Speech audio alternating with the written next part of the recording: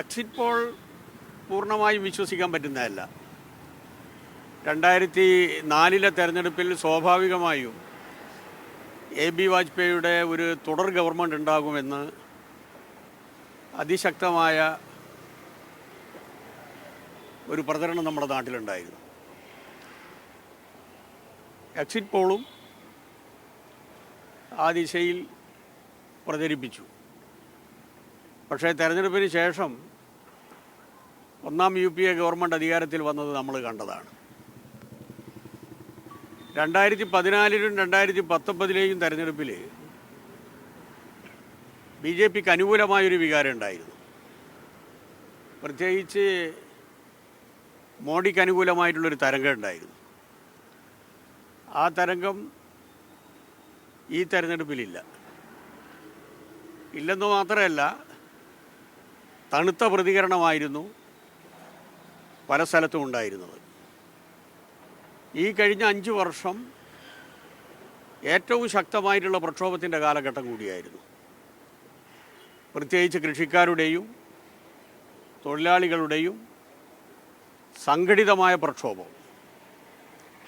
ഒരു വർഷം നീണ്ടു നിന്ന കൃഷിക്കാരുടെ സമരത്തിൻ്റെ ഭാഗമായി 700ഓളം കൃഷിക്കാരാണ് രക്തസാക്ഷികളാകേണ്ടി വന്നിട്ടുള്ളത്.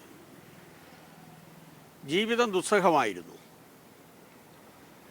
ഒരു രൂപത്തിലും താങ്ങാൻ പറ്റാത്ത രൂപത്തിലുള്ള ബാധ്യതകളാണ് ജനങ്ങൾ ഏറ്റെടുക്കേണ്ടി വന്നത്. അത്തരമൊരു സാഹചര്യത്തിലാണ് ഒന്നാം ഫേസ് കഴിഞ്ഞ് രണ്ടാം ഫേസിൻ്റെ തുടക്കത്തിൽ ഏറ്റവും നികൃഷ്ടമായ രൂപത്തിൽ മതന്യൂനപക്ഷങ്ങൾക്കെതിരായി, പ്രത്യേകിച്ച് മുസ്ലിംസിനെതിരായി ശക്തമായിട്ടുള്ള വിഷലിപ്തമായിട്ടുള്ള പ്രചരണം പ്രധാനമന്ത്രി അഴിച്ചുവിട്ടത്. യഥാർത്ഥത്തിൽ ഒരു വർഗീയ കലാപത്തിലേക്ക് നമ്മുടെ രാജ്യം നീങ്ങുമോ എന്ന സംശയം പോലും ഉണ്ടായിരുന്നു. എന്നാൽ അതിനെയെല്ലാം മതനിരപേക്ഷ ഇന്ത്യ ശക്തമായി പ്രതിരോധിച്ചതിൻ്റെ ഭാഗമായിട്ടാണ് വലിയൊരു കുഴപ്പം കാണാതെ നമ്മൾ രക്ഷപ്പെട്ടത്. മറ്റൊരു ഭാഗത്താണെങ്കിൽ ഹിന്ദുത്വ ഏകീകരണത്തിന് വേണ്ടി എല്ലാ വഴിവിട്ട മാർഗങ്ങളും സ്വീകരിച്ചു.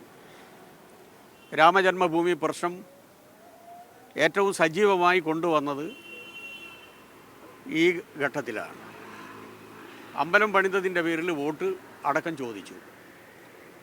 ആത്മീയതയെ ഇതുപോലെ ദുരുപയോഗിച്ച, തെരഞ്ഞെടുപ്പിന് വേണ്ടി വോട്ടിന് വേണ്ടി ഉപയോഗിച്ച ഒരു കാലഘട്ടവും ഉണ്ടായിട്ടില്ല. ഇതൊക്കെ വെച്ച് നോക്കുന്ന സമയത്ത് എക്സിറ്റ് പോൾ എന്ത് പറഞ്ഞു കഴിഞ്ഞാലും BJPക്ക് കേവല ഭൂരിപക്ഷം കിട്ടുമെന്ന് തോന്നുന്നില്ല. എക്സിറ്റ് പോളുകളിൽ തന്നെ 201 ഇന്ത്യ മുന്നണിക്ക് പറയുന്നുണ്ട്. 201 വരെ. ഇന്ത്യ മുന്നണി തന്നെ അവകാശപ്പെട്ടത് 295 ഗാഡ്ഗെ. അപ്പോൾ സ്വാഭാവികമായും BJP വീണ്ടും അധികാരത്തിൽ വരും ഈ പറഞ്ഞ കാരണങ്ങളാൽ എന്ന് എക്സിറ്റ് പോളിൻ്റെ അടിസ്ഥാനത്തിൽ വിശ്വസിക്കാൻ സാധിക്കില്ല. ഇന്ത്യ രാജ്യത്ത് ആദ്യത്തെ സംസ്ഥാനമായിരിക്കും എല്ലാ സീറ്റും ഇന്ത്യ മുന്നണിക്ക് സംഭാവന ചെയ്യുന്ന കേരളം. അക്കാര്യത്തിൽ യാതൊരു സംശയവും ഉണ്ടാകില്ല. ഈ കേരളമായിരിക്കും അതിന് ഒരു മാതൃക. അതിൽ LDFൻ്റെ പങ്കാളിത്തം എന്താണ്, UDFൻ്റെ പങ്കാളിത്തം എന്താണ് എന്നുള്ളതിനെ സംബന്ധിച്ച് 4-ാം തീയതി നമുക്ക് മനസ്സിലാക്കാൻ സാധിക്കും. എന്നാൽ ഒരു കാര്യം പറയാം, കണ്ണഞ്ചിപ്പിക്കുന്ന വിജയം LDFന് അനുകൂലമായിട്ടുണ്ടാവും. എന്നാൽ LDFൻ്റെ വിജയത്തെ മുന്നിൽ കണ്ടുകൊണ്ട് എല്ലാ വഴിവിട്ട മാർഗങ്ങളും UDF സ്വീകരിച്ചിട്ടുണ്ട്. അതിൻ്റെ ഭാഗമായി യഥാർത്ഥത്തിൽ UDFൻ്റെ സംഘടനാ തലം ചലിപ്പിച്ചത് ജമായത്തെയാണ്. ഒരു ഭാഗത്ത് ജമായത്തെയും മറ്റൊരു ഭാഗത്ത് SDP-യുമാണ്. ചില സ്ഥലത്ത് RSSൻ്റെ ഒരു ഭാഗത്തിൻ്റെ സഹായവും കിട്ടിയിട്ടുണ്ട്. ഇത് പ്രകടമായത് വടകര പാർലമെൻറ്റ് മണ്ഡലമാണ്. എന്നാൽ പ്രകടമാകാതെ നിശബ്ദമായി പ്രവർത്തിച്ചത് കേരളത്തിൻ്റെ LDFന് ജയിക്കാൻ, തമ്പിങ് മെജോറിറ്റിയിൽ ജയിക്കാൻ സാധ്യതയുള്ള മണ്ഡലങ്ങളിൽ ഈ പ്രവർത്തനം അവർ നല്ല രൂപത്തിൽ കാഴ്ചവെച്ചിട്ടുണ്ട്. ഇതൊക്കെയാണെങ്കിലും കണ്ണഞ്ചിപ്പിക്കുന്ന വിജയം LDFന് അനുകൂലമായിട്ടുണ്ടാവും. ഈ വഴിവിട്ട മാർഗം കേരളത്തിലെ പൊതുജനാധിപത്യ മതേതര സംവിധാനത്തിനും കേരളത്തിലെ സംശുദ്ധമായ രാഷ്ട്രീയത്തിനും ഏറ്റവും വലിയ ആപത്തായിരിക്കും UDF ഇപ്പോൾ കൈകാര്യം ചെയ്ത തെരഞ്ഞെടുപ്പ് തന്ത്രം എന്നുള്ളത് കൂടി ഓർമ്മപ്പെടുത്തുകയാണ്. ഈ വഴികളെല്ലാം അവർ സ്വീകരിക്കുമെന്നുള്ളത് കൊണ്ട് തന്നെ LDFൻ്റെ സംഘടനാ പ്രവർത്തനം ഏറ്റവും ഐക്യത്തോടു കൂടി മുന്നോട്ട് പോവുകയും ഏറ്റവും നല്ല സ്ഥാനാർത്ഥികളെ നിർത്തുകയും ചെയ്തതിൻ്റെ ഭാഗമായി നല്ല സ്വീകാര്യതയാണ് കാണാൻ കഴിഞ്ഞത്.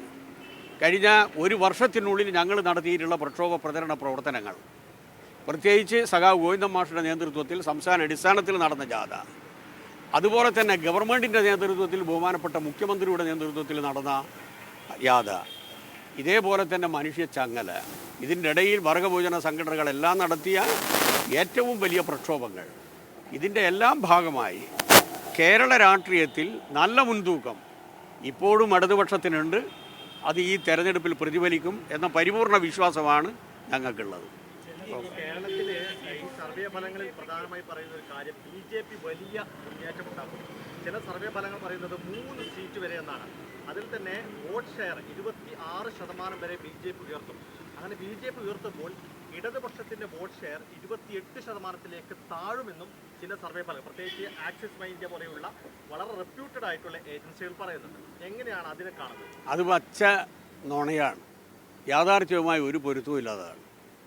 ഞങ്ങളുടെ കടയിൽ നിന്നുള്ള വോട്ടിൻ്റെ ഒരു ഇറോഷനും ഈ തെരഞ്ഞെടുപ്പിൽ ഉണ്ടാകാൻ പോകുന്നില്ല. കോൺഗ്രസിൻ്റേത് ഉണ്ടാകും എന്നുള്ളത് ഒരാശങ്ക തൃശ്ശൂരിലുണ്ടായിട്ടുണ്ട്. അതിനുള്ള പ്രധാനപ്പെട്ട കാരണം പത്മജ BJPയിലേക്ക് പോയതോടുകൂടി ഒരു വിഭാഗം കോൺഗ്രസ് മുരളിക്കെതിരായിട്ട് രംഗത്ത് വന്നു. ഇതേപോലെ തന്നെ പ്രതാപൻ്റെ സ്ഥാനാർത്ഥിത്വം ഇല്ലാതായതോടുകൂടിയിട്ടുള്ള അമർഷം ഉണ്ടായി. അപ്പോൾ ഇത് സ്വാഭാവികമായും മുരളിയുടെ വിജയത്തെ ബാധിക്കുന്നതാണ് എന്ന ഒരു തോന്നലുണ്ടായിട്ടുണ്ട്. അതിൻ്റെ ഭാഗമായിട്ടാണ് അവിടെ BJPയുടെ സ്ഥാനാർത്ഥി സുരേഷ് ഗോപി ജയിക്കും എന്നുള്ള ഒരു പ്രതീതി സൃഷ്ടിച്ചത്. അത് ഏതെങ്കിലും പരിതസ്ഥിതിയിൽ സുരേഷ് ഗോപി ജയിച്ചു കഴിഞ്ഞാൽ അതിൻ്റെ പരിപൂർണ്ണ ഉത്തരവാദിത്വം കോൺഗ്രസിന് തന്നെയായിരിക്കും. പക്ഷേ BJPക്ക് ഇന്നത്തെ സാഹചര്യത്തിൽ തൃശ്ശൂരിൽ ജയിക്കാൻ സാധിക്കുമെന്ന് ഞങ്ങൾക്ക് തോന്നുന്നില്ല. ഞങ്ങളുടെ കണക്ക് പ്രകാരം ജയിക്കാനും പോകുന്നില്ല.